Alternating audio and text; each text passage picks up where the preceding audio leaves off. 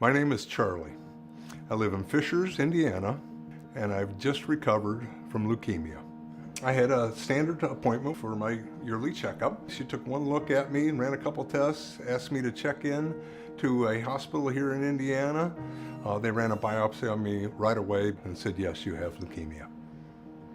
I pretty much looked up leukemia. Being an engineer, I Googled it immediately, and it said if you're a 55-year-old man, you have about a 20% chance of living out the year.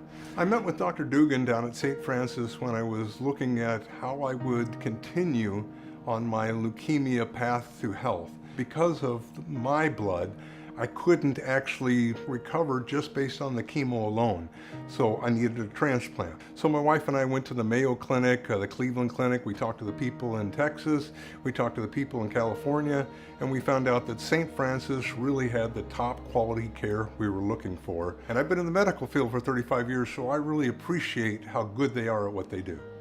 I did my leukemia transplant on an outpatient basis, and that really worked out well for me because I slept in my own bed every night.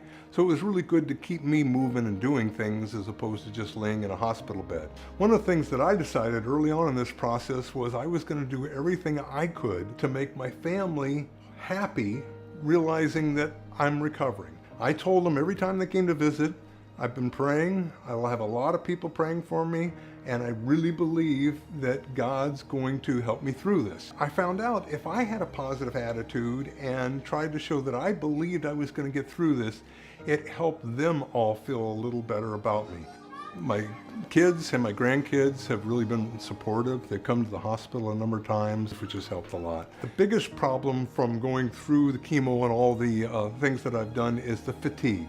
You know, when you're 58 years old and you've been an active guy most of your life in sports, I played a lot of racquetball, rode my bicycle, and then all of a sudden, it's hard for me to make it down the street and back. I realize that will come back. And as I go through, and I'm getting close to 3 years now after transplant, I'm finding out that every day I'm just a little stronger. After going through leukemia, I've realized that life is more precious than I even imagined. You don't take things for granted the way you did before leukemia. Now I just see every day as precious, and I really enjoy every moment I get with my grandkids. I'm really enjoying my life these days, and it's all because St. Francis got me past leukemia.